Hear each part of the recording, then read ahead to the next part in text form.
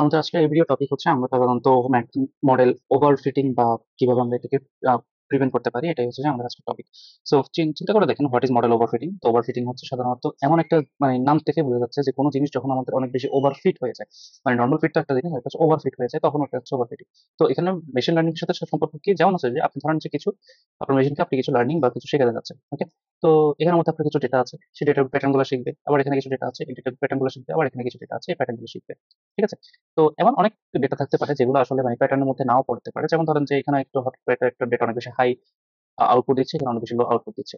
তো যখন আপনার এই মডেলটা এই যে যেগুলো হচ্ছে যে আপনার ফ্লাকচুয়েশন, যে ডেটার যে ফ্লাকচুয়েশন, হালকা পাতলা নরমাল যেসব নয়েজ গুলো আছে, এইগুলাকেও একসাথে ক্যাপচার করে ফেলে আপনার ফাংশনের মধ্যে, তখন আমরা এটাকে সাধারণত আপনার ওভারফিটিং বলে থাকি। তো ওভারফিটিং মানে কি? ওভারফিটিং মানে হচ্ছে যে আপনার ডেটা বা ট্রেনিং ডেটাটাকে এত বেশি ভালো শিখে ফেলা, তো যার কারণে সে নয়েজ এবং অন্যান্য যে ফ্লাকচুয়েশন আছে ডেটার মধ্যে সবকিছুই শিখে ফেলে। তো এতে সমস্যা কি হয়? সমস্যা হচ্ছে আমাদের টেস্টিং ডেটা বা নতুন ডেটাতে হয়।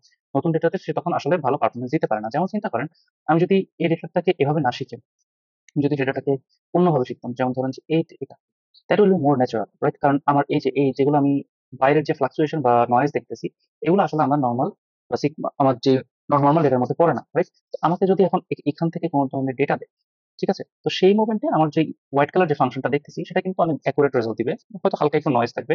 মানে আমি যদি একটু খেয়াল করে দেখি, জাস্ট হালকা একটু আপনার ফ্লাকচুয়েশন আছে। কিন্তু যখন আপনার ওভারফিট হয়ে যাবে তখন দেখেন সেম ডেটার জন্য আউটপুট কিন্তু এটা আসতেছে। মানে আপনার এরর হওয়ার প্রবাবিলিটি কিন্তু অনেক বেশি। দ্যাটস ওয়াই বলা হয় যে আপনার আসলে টেস্ট ডেটাতে সে তখন ভালো পারফরমেন্স দিতে পারে না, ট্রেনিং ডেটাতে অনেক ভালো পারফরমেন্স দিতে পারে। তো এটাই হচ্ছে আসলে ওভারফিটিং, আমার মডেল ওভারফিটিং। তো এগুলো আসলে প্রিভেন্ট করার জন্য বিভিন্ন ধরনের মেথড আছে। তো আমাদের নর্মালি কিছু প্রিভেন্টিং মেথড আছে, যেমন সবার প্রথমে যদি আমি প্রিভেন্টিভ মেথড বলি, সেটা হচ্ছে আমাদের cross validation. So what is cross validation? Cross validation মানে হচ্ছে আপনার যে ডেটা সেটটা আছে, ফর এক্সাম্পল এই ডেটা সেটকে শুধুমাত্র ট্রেন টেস্ট একবারই ভাগ করে না, অনেকগুলা কে টার্মে ভাগ করা। মানে আপনার যে ডেটা সেটটা আছে ওটা আপনি কে বার ভাগ করলেন, এবং এখানে আসলে ট্রেন এবং টেস্ট দোনোটাই আছে। তো এখন কি হয়, এখন আসলে সে একটা পুরো ডেটা সেটকে শিখে না, সে সাধারণত একটা একটা করে প্রত্যেকটা যেই আপনি কে ভাগে ভাগ করলেন, প্রত্যেকটা ফোল্ডকে সে একটা একটা করে মানে শিখে। তো যার কারণে যখন সে একটাকে শিখতেছে, শুধুমাত্র মানে পুরোপুরি শিখে ফেললে কাজ হয় না, কারণ সে তখন পরবর্তীতে ফোল্ডে গিয়ে তাকে আবারও শিখতে হয়। তো এখানের মধ্যে আসলে কি হয়, মুখস্থ যে জিনিসটা করা সেটা আসলে কমে আসে। তো যার কারণে আমাদের ওভারফিট হওয়ার চান্সটা কমে যায়। তারপর আরেকটা আছে আপনাদের রেগুলারাইজেশন। তো রেগুলারাইজেশন কি? রেগুলারাইজেশন হচ্ছে যে আমাদের যে এরর ফাংশন বা লস ফাংশন আছে। লস ফাংশন মানে কি? লস ফাংশন মানে হচ্ছে আপনার মডেল যেটা প্রেডিক্ট করছে আর আপনার অ্যাকচুয়াল যে রেজাল্ট যেটা, এটার মধ্যে মাঝখানে যে ডিফারেন্সটা, এটা সাধারণত আমরা এরর বলি আর কি। তো এররটাকে আসলে চেঞ্জ করে দেওয়া হয়। তো আমাদের দুই ধরনের রেগুলারাইজেশন আছে, একটা হচ্ছে L1 এবং L2। তো এই L1 আসলে সাধারণত আমাদের এসব যে ওয়েট গুলো আছে, নয়েজের যে ওয়েট গুলো, সেগুলোকে পুরোপুরি জিরো করে দেয় লস ফাংশনের মাধ্যমে। আর L2 সাধারণত আমাদের ওয়েট গুলোকে অনেক বেশি মানে কমিয়ে আনে আর কি। যখন আপনি নয়েজটা শিখতে যাবেন তখন নয়েজের ওয়েটটা অনেক না বাড়ে, অনেক অনেক ছোট করে আনবে। তো সেই মোমেন্টে আসলে আমাদের যে ট্রেনিংটা অনেক বেশি স্মুথ হয়। আরেকটা আমাদের যেই প্রিভেন্টের প্রিভেন্টের নিয়ম আছে, সেটা হচ্ছে আর্লি স্টপিং। তো আর্লি স্টপিং কি জিনিস? আর্লি স্টপিং নাম দেখে বুঝতেছেন যে আপনাকে ট্রেনিং যখন করতেছেন তখন তাড়াতাড়ি স্টপ করে দাও। কখন স্টপ করবে? সে যখন দেখবে যে আমার অ্যাকচুয়ালি যে ভ্যালিডেশন আছে, যে মানে আমার যে ভ্যালিডেশন হচ্ছে, সেই ভ্যালিডেশনের যে লসটা, সেটা হঠাৎ করে যখন বাড়া শুরু করলো, তখনই সে আসলে আপনার ট্রেনিংটাকে থামিয়ে দিবে। তার মানে আপনার যখন ভ্যালিডেশন বাড়তেছে, এটার মানে হচ্ছে সে আসলে নয়েজ বা অন্যান্য যে ফ্লাকচুয়েশন আছে সেগুলোকে শেখা স্টার্ট করছে। তো এই মোমেন্টে যদি আপনার ট্রেনিংটা থামাই দেয়, তখন সে শুধুমাত্র ওই যে নয়েজ গুলো বাদ দিয়ে সে যে যতটুকু শিখছে ওইটাকে আমরা সাধারণত ধরে আমাদের টেস্টিংটা করে থাকি। আবার কিছু প্রিভেন্টের নিয়ম আছে, যেমন হচ্ছে যে আপনার ড্রপ আউট। তো ড্রপ আউট বলতে কি বোঝায়? যেমন দেখেন, আমরা যখন নিউরাল নেটওয়ার্ককে ট্রেনিং করাই, ওকে, তো এসব নিউরন আসলে বিভিন্ন ডিফারেন্ট ডিফারেন্ট ফিচার, ওকে।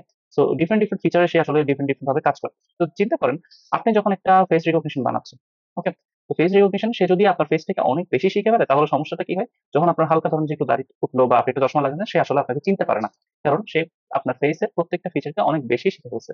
তো যখন ট্রেনিং করানো হয় তখন এইসব যে নিউরন আছে বা একটা ফিচার শেখানোর যে সেল বা নিউরন থাকে, সেটাকে আমরা ড্রপ করে দিই। তো এই ড্রপ করার কারণে কি হয়, যে ও আসলে আপনার ধরেন যে চোখের যে ফিচারটা, এটা বাদেও কিন্তু আপনার ফেসটাকে রিকগনাইজ করতে পারে, যাতে সেটা শিখে আর কি। এই যে নিউরন, ধরেন যে এই নিউরনটা আসলে আপনার চোখকে শিখাইতো, বা এই নিউরনটা আসলে আপনার যে ঠোঁটকে মানে সে শিখায় আর কি। তো এইটা আমরা ড্রপ করে দিই, বা কিছু কিছু ড্রপ করে দেওয়া হয়, যাতে হচ্ছে যে সে আসলে এগুলো বাদেও আপনার ফেসটাকে রিকগনাইজ করতে পারে। তো যার কারণে সে আসলে আপনার ফেসটাকে অনেক বেশি শিখে ফেলাটা আসলে হয় না। তো যার কারণে আমরা যখন দাঁড়িয়ে ওঠে আমাদের, বা আমরা যখন চশমা পড়ি, তখন আমাদের এই ফেস রিকগনিশনটা কাজ করতে পারে। আরেকটা আমাদের অনেক পপুলার মেথড হচ্ছে ডেটা অগমেন্টেশন। অর্থাৎ আপনি নরমাল আপনার কাছে যদি ডেটা অনেক বেশি কম হয়, তাহলে সেক্ষেত্রে আমরা বিভিন্ন ধরনের আমাদের যে আর্টিফিশিয়াল ডেটা বলবো না, ন্যাচারাল ডেটাই। আর্টিফিশিয়াল ডেটা এবং ন্যাচারাল ডেটা দোনোটাই আসলে আমরা এড করে আমাদের ডেটা সেটটাকে বাড়াই। তো ডেটা সেটের মধ্যে দেখা যায় যে আমাদের যে ছবি আছে অথবা ডেটাগুলো আছে এগুলোকে রোটেট করা, ফ্লিপ করা, ক্রপ করা, তারপর হচ্ছে যে বিভিন্ন ধরনের ব্রাইটনেস চেঞ্জ করা, এই ধরনের জিনিসগুলো তাকে শেখানো হয় যাতে আমাদের ধরেন যে একটা ছবি দিলাম, ওকে ফাইন, আমার ছবি হচ্ছে এটা একটাই, এটাকে সে একদম হার্ডলি বা এটা অনেক বেশি শিখে ফেলতে পারে না, কারণ আমরা ডেটা অগমেন্ট করলাম। তো অন্য ডেটা অগমেন্টেশনে দেখা যাচ্ছে যে কি ফেসের মধ্যে আপনার ব্রাইটনেস কম পড়ছে, অথবা আরেকটা ডেটাতে দেখা যাচ্ছে যে ফেসের মধ্যে নয়েজ বেশি পড়ছে, আরেকটা ডেটাতে দেখা যাচ্ছে যে আপনার ফেসে নয়েজটা কম এসেছে। তো এভাবে আসলে জেনারেলাইজেশনটা বেশি হয়। তাহলে আমার আসলে একই ডেটার বিভিন্ন ধরনের যখন ফর্ম থাকে তখন সে একটা ফর্মকে অনেক বেশি শিখতে পারে না, যার কারণে আমাদের ওভারফিটিং ইস্যুটা অনেক বেশি কমে আসে। আর লাস্ট আরেকটা আপনাদের প্রিভেনশন মেথড আছে, যেটা হচ্ছে রিডিউস দ্য কমপ্লেক্সিটি। অর্থাৎ আমার যেই ডেটা বা ডেটা সেট আছে বা তার উপরে আসলে যে লেয়ার গুলো অ্যাপ্লাই করা হয়েছে বা ফিল্টার গুলো অ্যাপ্লাই করা হয়েছে বা প্যারামিটার গুলো অ্যাপ্লাই করা হয়েছে সেগুলোকে কমিয়ে আনা, যাতে সে যত বেশি আসলে কম লেয়ারে আসলে জিনিসটাকে শিখতে পারবে তত বেটার। কারণ জিনিসটা দেখেন, আপনার যখন একটা অনেক বেশি কমপ্লেক্সিটি শিখে ফেলবে তখন সমস্যাটা কি হবে, তখন হচ্ছে যে আমার নর্মালিটির মতো জিনিসটা কাজ করবে না। তো আমরা ফিল্টারটা যত বেশি কমিয়ে আনতে পারবো তত ইজিলি আমরা সাধারণত প্রেডিক্ট করতে পারবো এবং তত কম শিখবে আমাদের আমাদের মডেল আর কি। তো এটাই হচ্ছে আপনার ডেটা, হাউ মানে ডেটা ওভারফিটিং কি জিনিস এবং এটাকে আমরা কিভাবে প্রিভেন্ট করবো।